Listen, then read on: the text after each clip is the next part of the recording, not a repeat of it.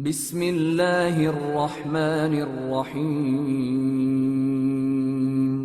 شروع اللہ کا نام لے کر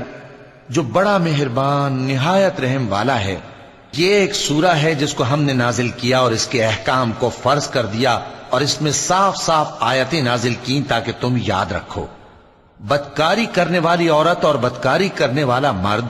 جب ان کی بدکاری ثابت ہو جائے تو دونوں میں سے ہر ایک کو 100 درے مارو، اور اگر تم اللہ اور روز آخر پر ایمان رکھتے ہو تو اللہ کے قانون کو نافذ کرنے میں تمہیں ان پر ہرگز ترس نہ آئے، اور چاہیے کہ ان کی سزا کے وقت مسلمانوں کی ایک جماعت بھی موجود ہو۔ بدکار مرد تو بدکار یا مشرک عورت کے سوا کسی سے نکاح نہیں کرتا، اور بدکار عورت کو بھی بدکار یا مشرک مرد کے سوا اور کوئی نکاح میں نہیں لاتا، اور یہ یعنی بدکار عورت سے نکاح کرنا مومنوں پر حرام ہے۔ اور جو لوگ پرہیزگار عورتوں کو بدکاری کا عیب لگائیں اور اس پر 4 گواہ نہ لائیں تو ان کو 80 درے مارو، اور کبھی ان کی شہادت قبول نہ کرو، اور یہی بد کردار ہیں۔ ہاں، جو اس کے بعد توبہ کر لیں اور اپنی حالت سنوار لیں تو اللہ بھی بخشنے والا ہے، مہربان ہے۔ اور جو لوگ اپنی بیویوں پر بدکاری کی تہمت لگائیں اور خود ان کے سوا اور گواہ نہ ہوں تو ہر ایک کی شہادت یہ ہے کہ پہلے تو 4 بار اللہ کی قسم کھائے کہ بے شک وہ سچا ہے، اور 5ویں بار یہ کہے کہ اگر وہ جھوٹا ہو تو اس پر اللہ کی لعنت۔ اور عورت سے سزا کو یہ بات ٹال سکتی ہے کہ وہ پہلے 4 بار اللہ کی قسم کھائے کہ بے شک یہ جھوٹا ہے، اور 5ویں دفعہ یوں کہے کہ اگر یہ سچا ہو تو مجھ پر اللہ کا غضب نازل ہو۔ اور اگر تم پر اللہ کا فضل اور اس کی مہربانی نہ ہوتی تو بہت سی خرابیاں پیدا ہو جاتی۔ اور یہ کہ اللہ توبہ قبول کرنے والا ہے، حکیم ہے۔ جن لوگوں نے یہ بہتان باندھا ہے وہ تمہیں میں سے ایک جماعت ہے، اس کو اپنے حق میں برا نہ سمجھنا، بلکہ وہ تمہارے لیے اچھا ہے۔ ان میں سے جس شخص نے گناہ کا جتنا حصہ لیا اس کے لیے اتنا وبال ہے، اور جس نے ان میں سے اس بہتان کا بڑا بوجھ اٹھایا ہے اس کو بڑا عذاب ہوگا۔ جب تم نے وہ بات سنی تھی تو مومن مردوں اور عورتوں نے کیوں اپنے دلوں میں نیک گمان نہ کیا، اور کیوں نہ کہہ دیا کہ یہ کھلم کھلا بہتان ہے؟ یہ بہتان لگانے والے اپنی بات کی تصدیق کے لیے 4 گواہ کیوں نہ لائے؟ تو جب یہ گواہ نہیں لا سکے تو اللہ کے نزدیک یہی جھوٹے ہیں۔ اور اگر دنیا اور آخرت میں تم پر اللہ کا فضل اور اس کی رحمت نہ ہوتی تو جس شغل میں تم منہمک تھے اس کی وجہ سے تم پر بڑا سخت عذاب نازل ہوتا، جب تم اپنی زبانوں سے اس کا ایک دوسرے سے ذکر کرتے تھے اور اپنے منہ سے ایسی بات کہتے تھے جس کا تم کو کچھ بھی علم نہ تھا، اور تم اسے ایک ہلکی بات سمجھتے تھے، حالانکہ اللہ کے نزدیک وہ بڑی بھاری بات تھی۔ اور جب تم نے اسے سنا تھا تو کیوں نہ کہہ دیا کہ ہمیں شایع نہیں کہ ایسی بات زبان پر لائیں؟ پروردگار تو پاک ہے، یہ تو بہت بڑا بہتان ہے۔ اللہ تمہیں نصیحت کرتا ہے کہ اگر مومن ہو تو پھر کبھی ایسا کام نہ کرنا، اور اللہ تمہارے سمجھانے کے لیے اپنی آیتیں کھول کھول کر بیان فرماتا ہے، اور اللہ جاننے والا ہے، حکمت والا ہے۔ جو لوگ اس بات کو پسند کرتے ہیں کہ مومنوں میں بے حیائی یعنی تہمت بدکاری کی خبر پھیلے، ان کو دنیا اور آخرت میں دکھ دینے والا عذاب ہوگا، اور اللہ جانتا ہے اور تم نہیں جانتے۔ اور اگر تم پر اللہ کا فضل اور اس کی رحمت نہ ہوتی تو کیا کچھ نہ ہوتا، مگر وہ کریم ہے، اور یہ کہ اللہ نہایت مہربان ہے، رحیم ہے۔ مومنوں، شیطان کے قدموں پر نہ چلنا، اور جو شخص شیطان کے قدموں پر چلے گا تو شیطان تو بے حیائی کی باتیں اور برے کام ہی بتائے گا۔ اور اگر تم پر اللہ کا فضل اور اس کی مہربانی نہ ہوتی تو ایک شخص بھی تم میں پاک نہ ہو سکتا، مگر اللہ جس کو چاہتا ہے پاک کر دیتا ہے، اور اللہ سننے والا ہے، جاننے والا ہے۔ اور جو لوگ تم میں صاحب فضل اور صاحب مال ہیں وہ اس بات کی قسم نہ کھائیں کہ رشتہ داروں اور محتاجوں اور وطن چھوڑ جانے والوں کو کچھ نہیں دیں گے، اور ان کو چاہیے کہ معاف کر دیں اور درگزر کریں۔ کیا تم پسند نہیں کرتے کہ اللہ تم کو بخش دے؟ اور اللہ تو بخشنے والا ہے، مہربان ہے۔ جو لوگ پرہیزگار اور برے کاموں سے بے خبر اور ایماندار عورتوں پر بدکاری کی تہمت لگاتے ہیں ان پر دنیا اور آخرت دونوں میں لعنت ہے، اور ان کو سخت عذاب ہوگا۔ یعنی قیامت کے روز جس دن ان کی زبانیں اور ہاتھ اور پاؤں سب ان کے کاموں کی گواہی دیں گے۔ اس دن اللہ ان کو ان کے اعمال کا پورا پورا اور ٹھیک ٹھیک بدلہ دے گا، اور ان کو معلوم ہو جائے گا کہ اللہ برحق اور حق کو ظاہر کرنے والا ہے۔ ناپاک عورتیں ناپاک مردوں کے لیے ہیں، اور ناپاک مرد ناپاک عورتوں کے لیے، اور پاک عورتیں پاک مردوں کے لیے ہیں، اور پاک مرد پاک عورتوں کے لیے۔ یہ پاک لوگ ان جھوٹوں کی باتوں سے بری ہیں، اور ان کے لیے بخشش اور نیک روزی ہے۔ مومنوں، اپنے گھروں کے سوا دوسرے لوگوں کے گھروں میں گھر والوں سے اجازت لیے اور ان کو سلام کیے بغیر داخل نہ ہوا کرو، یہ تمہارے حق میں بہتر ہے، اور ہم یہ نصیحت اس لیے کرتے ہیں کہ شاید تم یاد رکھو۔ پھر اگر تم گھر میں کسی کو موجود نہ پاؤ تو جب تک تم کو اجازت نہ دی جائے اس میں مت داخل ہو، اور اگر یہ کہا جائے کہ اس وقت لوٹ جاؤ تو لوٹ جایا کرو، یہ تمہارے لیے بڑی پاکیزگی کی بات ہے، اور جو کام تم کرتے ہو اللہ سب جانتا ہے۔ ہاں، اگر تم کسی ایسے مکان میں جاؤ جس میں کوئی نہ بستا ہو اور اس میں تمہارا اسباب رکھا ہو تو تم پر کچھ گناہ نہیں، اور جو کچھ تم ظاہر کرتے ہو اور جو پوشیدہ کرتے ہو اللہ کو سب معلوم ہے۔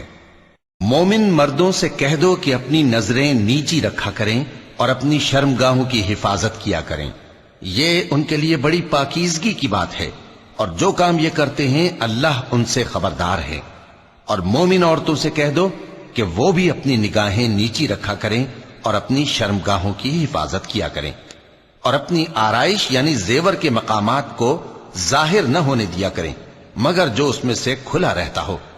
اور اپنے سینوں پر اوڑھنیاں اوڑھے رہا کریں، اور اپنے خاوند اور باپ اور خسر اور بیٹوں اور خاوند کے بیٹوں اور بھائیوں اور بھتیجوں اور بھانجوں اور اپنی جیسی مومن عورتوں اور لونڈی غلاموں کے سوا نیز ان خدام کے جو عورتوں کی خواہش نہ رکھیں، یا ایسے لڑکوں کے جو عورتوں کے پردے کی چیزوں سے واقف نہ ہوں۔ غرض ان لوگوں کے سوا کسی پر اپنی زینت اور سنگھار کے مقامات کو ظاہر نہ ہونے دیں، اور اپنے پاؤں ایسے طور سے زمین پر نہ مارے کہ جھنکار کانوں میں پہنچے اور ان کا پوشیدہ زیور معلوم ہو جائے۔ اور مومنوں، سب اللہ کے آگے توبہ کرو تاکہ فلاح پاؤ، اور اپنی قوم کی بیوہ عورتوں کے نکاح کر دیا کرو، اور اپنے غلاموں اور لونڈیوں کے بھی جو نیک ہوں نکاح کر دیا کرو۔ اگر وہ مفلس ہوں گے تو اللہ ان کو اپنے فضل سے غنی کر دے گا، اور اللہ بہت وسعت والا ہے، سب کچھ جاننے والا ہے۔ اور جن کو بیاہ کا مقدور نہ ہو وہ پاک دامنی کو اختیار کیے رہیں یہاں تک کہ اللہ ان کو اپنے فضل سے غنی کر دے۔ اور جو غلام تم سے مکاتبت یعنی مال دے کر پروانہ آزادی کی تحریر چاہیں، اگر تم ان میں صلاحیت اور نیکی پاؤ تو ان سے مکاتبت کر لو، اور اللہ نے جو مال تم کو بخشا ہے اس میں سے ان کو بھی دو۔ اور اپنی باندیوں کو اگر وہ پاک دامن رہنا چاہیں تو دنیاوی زندگی کے فوائد حاصل کرنے کے لیے بدکاری پر مجبور نہ کرنا، اور جو ان کو مجبور کرے گا تو ان بیچاریوں کے مجبور کیے جانے کے بعد اللہ بخشنے والا ہے، مہربان ہے۔ اور ہم نے تمہاری طرف روشن آیتیں نازل کی ہیں، اور جو لوگ تم سے پہلے گزر چکے ہیں ان کی خبریں اور پرہیزگاروں کے لیے نصیحت۔ اللہ آسمانوں اور زمین کا نور ہے، اس کے نور کی مثال ایسی ہے کہ گویا ایک طاق ہے جس میں ایک چراغ ہے، اور چراغ ایک قندیل میں ہے،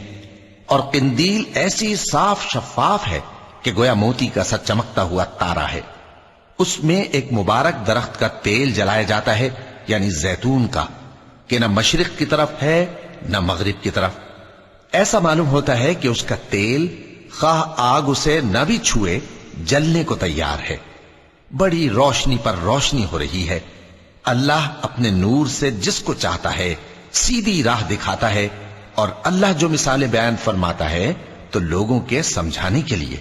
اور اللہ ہر چیز سے واقف ہے۔ وہ قندیل ان گھروں میں ہے جن کے بارے میں اللہ نے ارشاد فرمایا ہے کہ بلند کیے جائیں اور وہاں اللہ کے نام کا ذکر کیا جائے، اور ان میں صبح و شام اس کی تسبیح کرتے ہیں۔ ایسے لوگ جن کو اللہ کے ذکر اور نماز پڑھنے اور زکوٰۃ دینے سے نہ سوداگری غافل کرتی ہے نہ خرید و فروخت، وہ اس دن سے جب دل خوف اور گھبراہٹ کے سبب الٹ جائیں گے اور آنکھیں اوپر چڑھ جائیں گی، ڈرتے ہیں تاکہ اللہ ان کو ان کے اعمال کا بہت اچھا بدلہ دے اور اپنے فضل سے زیادہ بھی عطا فرمائے، اور اللہ جس کو چاہتا ہے بے حساب رزق دیتا ہے۔ اور جن لوگوں نے کفر کیا ان کے اعمال کی مثال ایسی ہے جیسے میدان میں ریت کہ پیاسا اسے پانی سمجھے، یہاں تک کہ جب اس کے پاس آئے تو اسے کچھ بھی نہ پائے اور اللہ ہی کو اپنے پاس دیکھے تو وہ اسے اس کا حساب پورا پورا چکا دے، اور اللہ جلد حساب کرنے والا ہے۔ یا ان کے اعمال کی مثال ایسی ہے جیسے گہرے سمندر میں اندھیرے جس پر لہر چڑھی چلی آتی ہو اور اس کے اوپر اور لہر آ رہی ہو اور اس کے اوپر بادل ہو، غرض اندھیرے ہی اندھیرے ہوں، ایک پر ایک چھایا ہوا، جب اپنا ہاتھ نکالے تو کچھ نہ دیکھ سکے، اور جس کو اللہ روشنی نہ دے اس کو کہیں بھی روشنی نہیں مل سکتی۔ کیا تم نے نہیں دیکھا کہ جو لوگ آسمانوں اور زمین میں ہیں اللہ کی تسبیح کرتے رہتے ہیں، اور پر پھیلائے ہوئے پرندے بھی، اور سب اپنی نماز اور تسبیح کے طریقے سے واقف ہیں، اور جو کچھ وہ کرتے ہیں سب اللہ کو معلوم ہے، اور آسمان اور زمین کی بادشاہی اللہ ہی کے لیے ہے اور اللہ ہی کی طرف لوٹ کر جانا ہے۔ کیا تم نے نہیں دیکھا کہ اللہ ہی بادلوں کو چلاتا ہے، پھر ان کو آپس میں ملا دیتا ہے، پھر ان کو تہ بتہ کر دیتا ہے، پھر تم دیکھتے ہو کہ بادل سے مے نکل کر برس رہا ہے، اور آسمان میں جو اولوں کے پہاڑ ہیں ان سے اولے نازل کرتا ہے، تو جس پر چاہتا ہے اس کو برسا دیتا ہے اور جس سے چاہتا ہے ہٹا رکھتا ہے، اور بادل میں جو بجلی ہوتی ہے اس کی چمک آنکھوں کو خیرہ کر کے بینائی کو اچ کے لیے جاتی ہے۔ اللہ ہی رات اور دن کو بدلتا رہتا ہے، اہل بصارت کے لیے اس میں بڑی عبرت ہے۔ اور اللہ ہی نے ہر چلنے پھرنے والے جاندار کو پانی سے پیدا کیا، تو ان میں سے بعض ایسے ہیں کہ پیٹ کے بل چلتے ہیں، اور بعض ایسے ہیں جو 2 پاؤں پر چلتے ہیں، اور بعض ایسے ہیں جو 4 پاؤں پر چلتے ہیں۔ اللہ جو چاہتا ہے پیدا کرتا ہے، بے شک اللہ ہر چیز پر قادر ہے۔ ہم ہی نے روشن آیتیں نازل کی ہیں، اور اللہ جس کو چاہتا ہے سیدھے راستے کی طرف ہدایت کرتا ہے۔ اور بعض لوگ کہتے ہیں کہ ہم اللہ پر اور رسول پر ایمان لائے اور ان کا حکم مان لیا، پھر اس کے بعد ان میں سے ایک فریق پھر جاتا ہے، اور یہ لوگ صاحب ایمان ہی نہیں ہیں، اور جب ان کو اللہ اور اس کے رسول کی طرف بلایا جاتا ہے تاکہ پیغمبر ان کا قضیہ چکا دیں تو ان میں سے ایک فریق منہ پھیر لیتا ہے، اور اگر ان کو حق ملتا ہو تو اس کی طرف قبول کر کے چلے آتے ہیں۔ کیا ان کے دلوں میں بیماری ہے، یا یہ شک میں ہیں، یا ان کو یہ خوف ہے کہ اللہ اور اس کا رسول ان پر ظلم کریں گے؟ نہیں، بلکہ یہ خود ہی ظالم ہیں۔ مومنوں کی تو یہ بات ہے کہ جب اللہ اور اس کے رسول کی طرف بلائے جائیں تاکہ وہ ان میں فیصلہ کریں تو کہیں کہ ہم نے حکم سن لیا اور مان لیا، اور یہی لوگ فلاح پانے والے ہیں۔ اور جو شخص اللہ اور اس کے رسول کی فرما برداری کرے گا اور اس سے ڈرے گا اور اس کا تقوی اختیار کرے گا تو ایسے ہی لوگ مراد کو پہنچنے والے ہیں۔ اور یہ اللہ کی سخت سخت قسمیں کھاتے ہیں کہ اگر تم ان کو حکم دو تو سب گھروں سے نکل کھڑے ہوں۔ کہہ دو کہ قسمیں مت کھاؤ، پسندیدہ فرما برداری درکار ہے، بے شک اللہ تمہارے سب اعمال سے خبردار ہے۔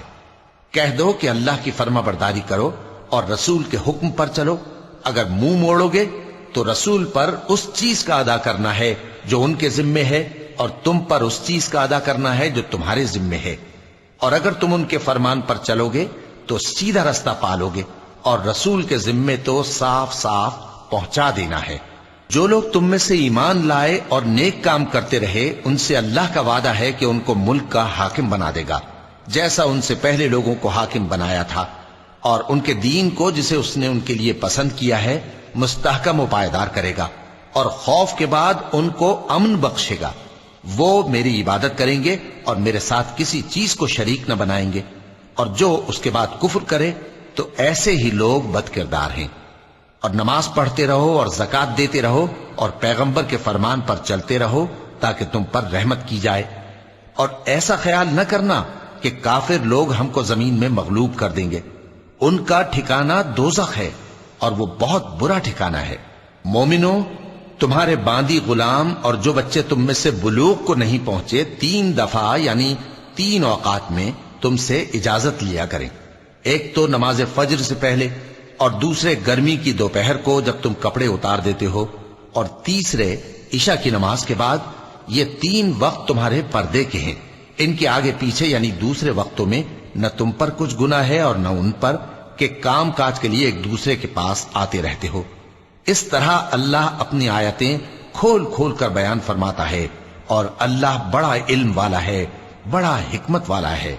اور جب تمہارے لڑکے بالغ ہو جائیں تو ان کو بھی اسی طرح اجازت لینی چاہیے جس طرح ان سے اگلے یعنی بڑے آدمی اجازت حاصل کرتے رہے ہیں۔ اس طرح اللہ تم سے اپنی آیتیں کھول کھول کر بیان فرماتا ہے، اور اللہ جاننے والا ہے، حکمت والا ہے۔ اور بڑی عمر کی عورتیں جن کو نکاح کی توقع نہیں رہی اور وہ زائد کپڑے اتار کر سر ننگا کر لیا کریں تو ان پر کچھ گناہ نہیں، بشرطے کہ اپنی زینت کی چیزیں نہ ظاہر کریں، اور اگر اس سے بھی بچیں تو یہ ان کے حق میں بہتر ہے، اور اللہ سنتا ہے، جانتا ہے۔ نہ تو اندھے پر کچھ گناہ ہے اور نہ لنگڑے پر اور نہ بیمار پر اور نہ خود تم پر کہ اپنے گھروں سے کھانا کھاؤ، یا اپنے باپ دادا کے گھروں سے، یا اپنی ماؤں کے گھروں سے، یا بھائیوں کے گھروں سے، یا اپنی بہنوں کے گھروں سے، یا اپنے چچاؤں کے گھروں سے، یا اپنی پھوپھیوں کے گھروں سے، یا اپنے ماموؤں کے گھروں سے، یا اپنی خالاؤں کے گھروں سے، یا اس گھر سے جس کی کنجیاں تمہارے ہاتھ میں ہوں، یا اپنے دوستوں کے گھروں سے۔ اور اس کا بھی تم پر کچھ گناہ نہیں کہ سب مل کر کھانا کھاؤ یا جدا جدا۔ پھر جب گھروں میں جایا کرو تو اپنے گھر والوں کو سلام کیا کرو، یہ اللہ کی طرف سے مبارک اور پاکیزہ تحفہ ہے۔ اس طرح اللہ اپنی آیتیں کھول کھول کر بیان فرماتا ہے تاکہ تم سمجھو۔ مومن تو وہ ہیں جو اللہ پر اور اس کے رسول پر ایمان لائے، اور جب کبھی ایسے کام کے لیے جو جمع ہو کر کرنے کا ہو پیغمبر کے پاس جمع ہوں تو ان سے اجازت لیے بغیر چلے نہیں جاتے۔ اے پیغمبر، جو لوگ تم سے اجازت حاصل کرتے ہیں وہی اللہ پر اور اس کے رسول پر ایمان رکھتے ہیں، سو جب یہ لوگ تم سے کسی کام کے لیے اجازت مانگا کریں تو ان میں سے جسے چاہا کرو اجازت دے دیا کرو، اور ان کے لیے اللہ سے بخشش مانگا کرو، کچھ شک نہیں کہ اللہ بخشنے والا ہے، مہربان ہے۔ مومنو، پیغمبر کے پکارنے کو ایسا خیال نہ کرنا جیسا تم آپس میں ایک دوسرے کو پکارتے ہو، بے شک اللہ کو وہ لوگ معلوم ہیں جو تم میں سے آنکھ بچا کر کھسک جاتے ہیں۔ تو جو لوگ ان کے حکم کی مخالفت کرتے ہیں ان کو ڈرنا چاہیے کہ ایسا نہ ہو کہ ان پر کوئی آفت پڑ جائے یا تکلیف دینے والا عذاب نازل ہو۔ دیکھو، جو کچھ آسمانوں اور زمین میں ہے سب اللہ ہی کا ہے، جس طریق پر تم ہو وہ اسے جانتا ہے، اور جس روز لوگ اس کی طرف لوٹائے جائیں گے تو جو عمل وہ کرتے رہے وہ ان کو بتا دے گا، اور اللہ ہر چیز سے واقف ہے۔ صدق اللہ العظیم۔